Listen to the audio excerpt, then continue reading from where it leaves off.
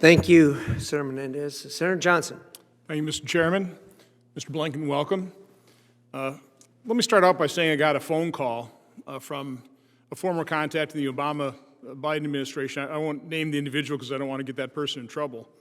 But it was a very welcome phone call.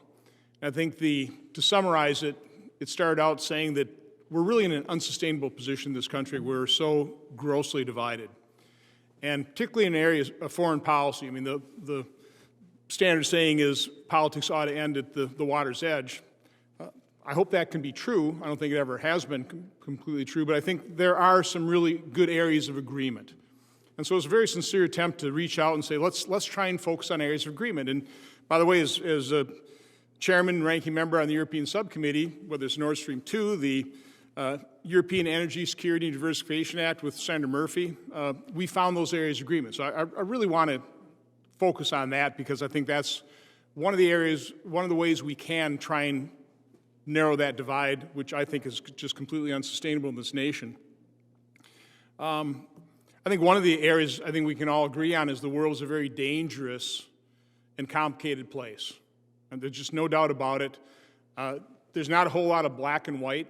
There is black and white, but there's a lot of gray areas. And how you address, whether it's Iran or North Korea or China or Russia, these are difficult situations. So I have no doubt that you have just a wealth of knowledge, as did Secretary Kerry. I think there's a difference between knowledge, though, and judgment.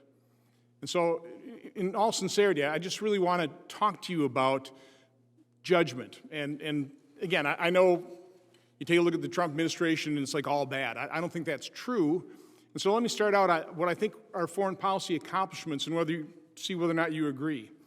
First of all, we did get our NATO partners to invest more in NATO.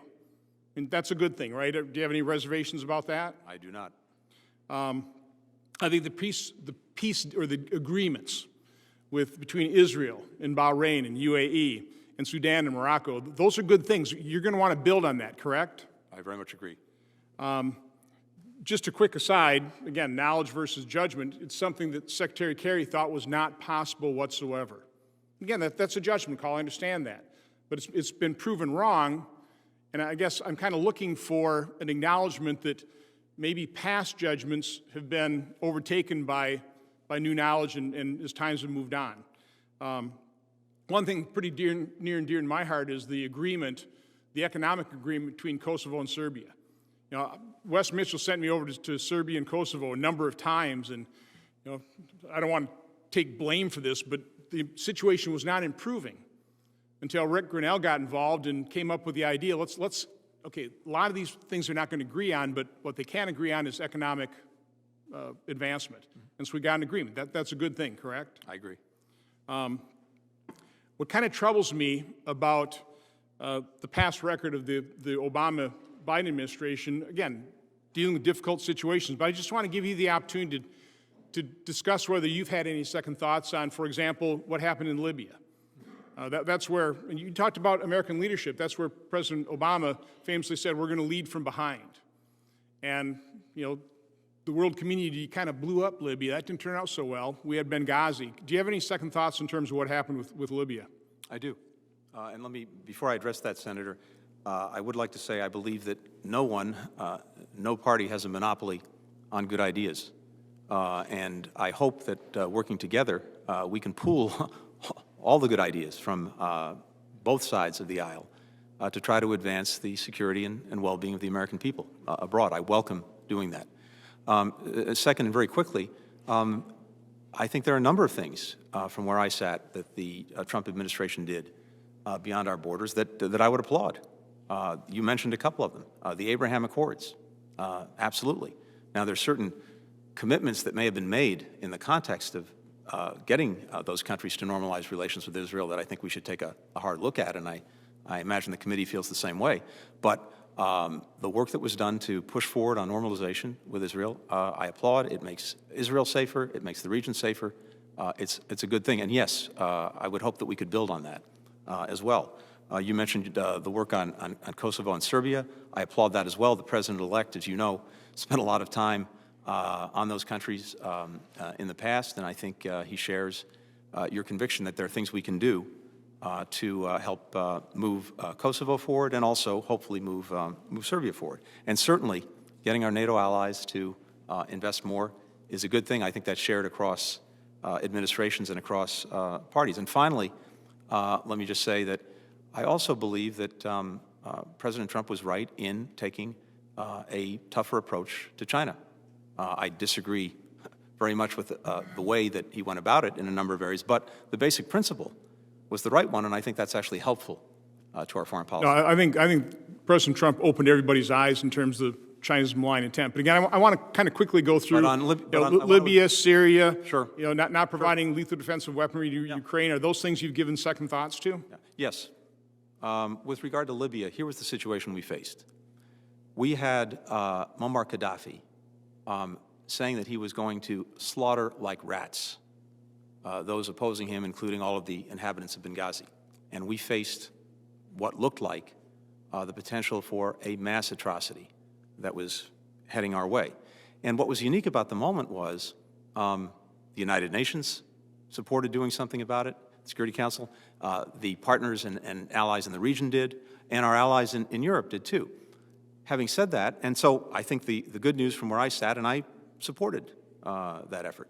In fact, I think it's been written about. I was the President-elect's National Security Advisor at the time, and he did not agree with that course of action. And so, but we had the kind of relationship where I was able to say what I thought, and as you noted, we intervened. Here's what I think we misjudged. First, we didn't fully appreciate the fact that one of the things Gaddafi had done over the years was to make sure that there was no possible rival to his power. And as a result, there was no effective bureaucracy, no effective administration in Libya with which to work when he was gone. That made things much more challenging than I think we understood. Okay, so again, because I want to step, so basically there was no plan afterwards. That's a lesson you've learned. I think there was a plan that ran into some reality that unfortunately the result has been that there's been more space in Libya for extremist groups who filled some of the vacuum left by Gaddafi. Okay, one of the things that Congress did unanimously is we approved $300 million of lethal defensive weaponry for Ukraine. The Obama administration never implemented. The Trump administration did. Do you still disagree with providing that lethal defensive weaponry, or do you think over time now that's been proven to be the correct decision by Congress and the Trump administration? Senator, I support providing that lethal defensive assistance to Ukraine. In fact, I had the opportunity to write exactly that in the New York Times about 3 years ago. One of the comments, and this is to prepare for this hearing, and I'm not going to enter this in the record, but my staff did provide me Senator McCain's 2014 floor speech, which I'm sure you've read. It was pretty, I know it well. pretty blistering.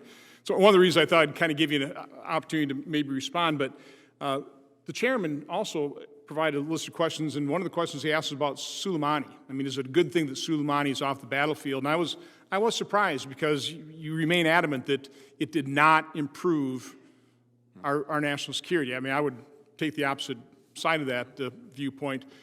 You want to try and explain that one? I mean, I think because he was a mastermind, because he was so effective, because he was responsible for hundreds of American lives lost, I don't see how you can agree that that enhances our national security. No one is shedding a tear for the demise of Qasem Soleimani. And certainly when I was last in office, I saw firsthand the blood that he had on his hands. So no one regrets the fact that he's no longer there. I think from where I sat, Senator, the question is not whether taking him out was the right thing to do. It was gaming out what might be the consequences and asking ourselves whether, on balance, we would be left safer or not in taking that action. Previous administrations, including the Bush administration and the Obama administration, concluded that we wouldn't be. And I think what we saw after his death, including attacks on our positions in Iraq that left dozens, if not hundreds, of Americans with brain injuries, the fact that our forward posts in Iraq that were there to prevent the reemergence of ISIL had to pull back because of concerns that Iranian-backed militia, after Soleimani's death, would attack them. the fact that we are talking about, apparently, closing our embassy in Baghdad, again, for fear of the actions of these militia, and the fact that we've seen Iran acting out in a whole variety of ways, because we're not the only actor in this drama. I think, on balance, that action actually left us less safe, not more safe. Well, he was in Baghdad for a reason, probably to plan further attacks. So we don't know what he might have done, but I appreciate your answer. Thank you, Mr. Chairman. Thank you.